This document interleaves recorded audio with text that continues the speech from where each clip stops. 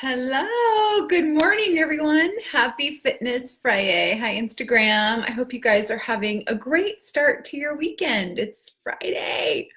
I love it. Hi, Jason. Good morning. My husband's on Insta watching. So, hi, guys. I'm doing a little different Fitness Friday today. Hi, Piri. Good morning. And I'm really wanting to kind of review the webinar that I held last night. So, last night, I don't know how many of you have seen that webinar. I actually did it in February and it wasn't live. It was pre-recorded. Hi, Martha. Good morning. But last night I did it live for the first time and I was super scared. I don't know why, but I was really, really nervous, but it went really great. And I wanted to share some things from that webinar with you guys. Now, I'm not going to share all of them because I am going to be reproducing that webinar and doing it again in mid-May. So I'll keep you posted on that. But what I really wanted to go over was some of the tools, techniques, and strategies last night that I shared regarding food fear and triggers and yo-yo dieting and some of the things that we get caught up in this culture around food. Good morning, Satori. Good morning. It's so good to see you here. So as you guys are popping on Insta and Facebook, if you wouldn't mind letting me know you're here and saying hi or giving me a thumbs up, that's a little bit easier for me to get so I can see the hearts and the thumbs. And let me know that this is landing with you and that this is stuff that you want to talk about. So if you do have any questions if you were on the webinar last night and you want to ask them, you can pop them here and I'll respond to them throughout the day. Okay, guys? But I want to kind of just dive in. So last night I taught 5 specific tips, tools, techniques, and strategies that I actually use with my one-on-one clients to kind of help them break free and unpack some of that baggage around why they might be gaining and losing that same 10, 15, 20 pounds every year, right? And the food triggers that go around along with that. And also, some of the emotional things that trigger us to do some emotional eating. So it was a great webinar. But today, I wanted to just take a moment to teach a little bit into that and just share with you some of those tips and strategies so that it might help you kind of manage if you're yo-yo dieting and to get off of that bandwagon, right? Because it's a nasty, vicious cycle to be on. Going up and down in weight is not only emotionally draining on us, it's spiritually draining on us, but it's also really physically unhealthy. So if you can get off that, yo-yo diet bandwagon, you're going to put yourself in a much better space to have a maintainable and sustainable weight that's healthy for you for life. Okay. All right. So I want to talk about I want to unpack a little bit of this around emotional eating. So the first tip that I gave and the first strategy that I gave last night in my 5 strategies for success is the trigger. So identifying triggers, identifying where the breakdowns are, being aware enough to see where that breakdown happens in your journey. And before we go right into that, I kind of want to backtrack because I want to give you some psychology on, yo-yo dieting and why this continues to happen and why it might still be reappearing in your life. And so, good morning, Martina. So I want to kind of just back into this. There was a study done very long time ago in the 40s, and it was a Minnesota starvation study. And it was an interesting study because it was done with the full intention of not talking about, emotional eating. It was actually done with the intention of uncovering starvation physically and what happens to the body. So they put a group of young men that were healthy, that never had weight problems, that never had, any kind of food issues on a starvation diet, meaning they put them on about 1,500 calories a day, which is over a 6-month period. You can kind of get into those starvation things. Well, what happened is physically, of course, they broke down, right? Their bodies started to break down. They started to have hormone imbalances. Their hair started to fall out. They started to get really, anxious and have no energy and all the things that you would expect. But what was very interesting is they continued to study them after that 6-month trial of being on a low calorie diet for an extended amount of time. And what do you guys think happened? It's a really interesting thing that happened. They got super obsessed with food. They had a preoccupation with food. They started binge eating. They started eating to excess when never before had they done that, right? They started to, go on tangents with food. Really just going crazy. And they started to develop this very unhealthy relationship with food where they were binge eating all the time. So in our culture, we have this, thing that we do with diets where we restrict ourselves. right? We restrict ourselves so heavily that we can't have certain foods. And that's why I disagree so completely with fad diets and massive restriction, because what happens is we get preoccupied with the food we cannot have. What you resist will persist. And that food has lots of power over us. So there's this huge shift in our diet culture right now about restricting carbohydrates down to nothing, and keto and all these different things where you can't have this and you can't have that. Well, what I think that does is it creates a preoccupation and it gives that particular food power. So I like to say what happens is everybody on Monday, they're like, Monday, I'm going to start my diet. No more carbs. I'm going to go keto. All these things people say. Well, that's great. But the first 3 or 4 days into it, you're already having a breakdown because you're so deprived of that specific food that you're being denied. So all of a sudden you end up, on day 4 at the Olive Garden eating the entire bread basket, right? It's just not maintainable or sustainable. And in our brains, psychologically, what happens in that moment, which is really interesting, is, as a culture and as people, we want freedom. We don't want to be restricted. We don't want to be confined, right? We want freedom with food. We don't want someone or freedom with everything. We don't want someone telling us we can't. I mean, we fought for years for freedom, right? So when someone tells us we can't eat a certain thing, or when we've given ourselves a specific rule, right? Good morning, Erin. When we've given ourselves a specific rule and we've restricted ourselves to that degree, our psyche will immediately go into breaking that rule and trying to get that freedom back so that we're not restricted, we're not confined. So I find that those type of very restrictive diets, good morning, is completely counterintuitive because we want to gain that freedom, right? We want to gain it back. So if you guys are in this mindset around yo-yo dieting and you're in this constant hamster wheel of the vicious cycle of gaining and losing, I want you to think about how many rules you're giving yourself, right? And if those rules are really serving you, or if they're actually causing you to go back to those old ways because you're trying to create that freedom so that you're not restricted from those certain foods. So the first thing to do is to look at your food rules, right? And so I always tell my clients, of course, what you resist will persist. So if you're constantly depriving yourself of a certain food, you're going to constantly want it and you're going to become obsessed with it, and you're going to create unhealthy eating habits by being preoccupied with that one food. So that's why my programs don't do that, right? It's all about moderation, right? It's giving yourself those things in moderation.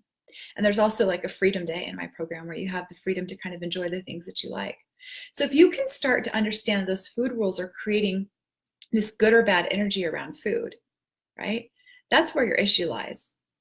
That's where your issue lies. So if you can neutralize the food themselves, neutralize the rules, give yourself some freedom there, it's going to allow you to get off of that yo-yo diet bandwagon, that vicious cycle that is really draining. It steals people's joy. It can be all-consuming, and it can literally take over your life. Really, it can. So my first suggestion to you is to neutralize food as good or bad. Don't call food good or don't call food bad. Food is food, right? So when we put this negative connotation on, oh, brownies are bad and kale is good. No, food is just food. It's how you're eating the food that's good or bad, in my opinion.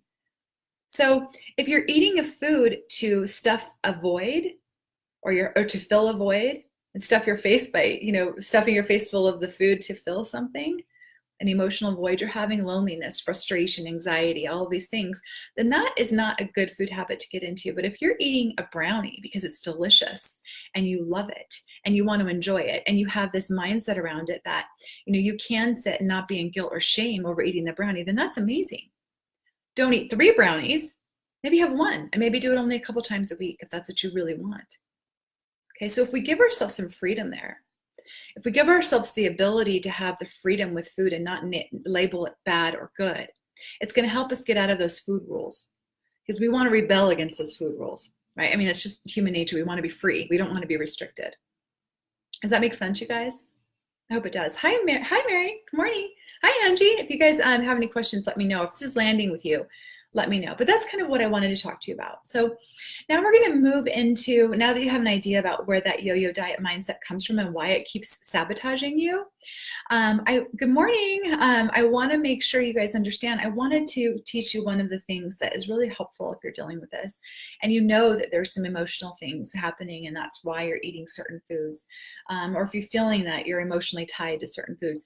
I want to make it really clear. It's not always this trauma, right? Thank you for the hearts. It's not always this trauma that induces this emotional eating trigger. It's not. It can be actually a tender moment. It can actually be a tender memory. It can actually be a nurturing memory. It can actually be just an emotion. It doesn't have to be good or bad, right? So I know there's someone in my life that has this thing with ice cream. Well, it's a family habit. It's a family history, right? The family history is that, ice cream was eaten to self-soothe. Ice cream was eaten to celebrate. Ice cream was eaten when you were felt bad. Ice cream was a treat. Ice cream was everything. So that habit stays with you, and whether you're feeling good or bad or celebrating, you want to eat ice cream. When you're not eating ice cream just because you want to enjoy it and love it and, have that good feeling, you're doing it because you want that dopamine release, that instant psychological feel-good effect, right? So there's a difference there. Do you guys see that? And so I know a lot of you know my history with, disordered eating patterns and eating disorders, but there's this interesting thing that happens with me. My dad, this is kind of an authentic, vulnerable thing for me to say, but my dad was always had peanut butter around. Like, he would put peanut butter on everything, my dad. Dad, if you're watching, sharing with you. He would put peanut butter on everything. Put it on a brownie, he'd put it on everything. Pizza crust, he'd put it on bread. I mean, he put peanut butter on everything. And it was like this memory of this nurturing thing with my dad, where he would ask, hey, do you want peanut butter on that? And I loved that about it. Like, I remember those, and it was a tender moment. It wasn't a bad thing. It was just like, it was a good way for me to feel connected to my dad through this food. It's weird. And so I've always had, throughout my whole issues with food, it always started with peanut butter. I was always going to the peanut butter. But what was I missing? What emotion, what was I needing? Was I needing more nurturing? Was I needing more tenderness? Was I needing more approval from my dad? Was I needing something else that I wasn't getting in my life? It's probably that. It wasn't trauma, right? It was, I needed something. There was a void there that I was filling with food to get that feeling back. Is that landing with you guys? So when I say, food is emotional eating, it could be good or bad. It doesn't have to be this negative connotation, but you have to understand and bring yourself awareness to what's actually triggering you in that moment, and give yourself permission to feel that feeling instead of fill it with food and stuff the feeling down by stuffing your face. Do you guys hear that? Don't stuff your feeling by stuffing your face. Don't fill the void by that, right? So you want to allow yourself to understand where the triggers happen. So if you know that your triggers happen at night, those were mine. My biggest triggers happened in the evenings. So if you know that's your biggest trigger time, and you understand that that's part of, wow, if I'm feeling sad or lonely at night or I'm bored, those are my triggers. And if I'm home alone and I'm lonely and I'm feeling those emotions, and I know I'm going to go to the refrigerator or pantry to find that food that helps me feel better and self-soothe and get that dopamine, right? I need to remove myself from that environment, and I need to take action. So the first thing is to recognize where your triggers are, where they happen, and why. The second thing is to allow yourself to remove yourself from the environment. You're welcome. Thanks for saying that. Remove yourself. I was talking to Instagram. Remove yourself from the environment and take action. So the way that I've always done that is walking helps me. Removing myself from the house, going for a walk helps me. Sometimes I've had some clients tell me that, they find their triggers are in the evening. So my recommendation was, okay, well, instead of having your workout in the morning, let's move your workout to the afternoon or evening. Or if your breakdown is 3 p.m. when you come home and your kids are home from school, and all of a sudden you find yourself in the refrigerator snacking, or if your time is dinner time and you find yourself snacking while you're making dinner, you've got to change some of those habits around, or modify those habits around that trigger time. So for me, it's at night. So I like to go for an evening walk, right? I like to remove myself and go for an evening walk. That's really something that helped me. Movement always helps me. So moving helps me, and removing myself from the environment. But if you're a person that finds that maybe some artistic relief helps you de-stress and put action to removing yourself from the environment. I have a client that has now changed her crafting time to her trigger time. So when she finds in the afternoon she's being triggered, she goes and she spends that time doing her crafting, doing her creative outlet. I have another person in my life that deals with emotional triggers with painting. You know, they paint when they're feeling emotionally triggered. So everybody's different. You have to find what works for you. For me, it's always been movement, and it's always been just moving in a very easy way, like going for a walk. That always helps me. And that's helped me through my transition of getting through my own issues with food and triggers, emotional triggers, right? Binge eating and all of those things that I used to do for years and secretly did them without telling anyone. And so that was my way. Good morning, Lynette. I'm so glad you're here. That was my way. So you have to figure out what your way is to deal with those. Is that landing with you guys? Does that make sense?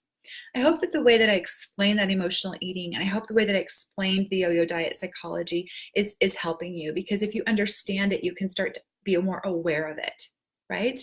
Awareness is huge. Good morning. Thanks for saying good morning, Lynette. I miss you. So I hope that helps you guys. And for those of you that just joined, I highly recommend you go back and listen to this, because it's good insight and psychology into that yo-yo diet cycle and that emotional eating and those triggers.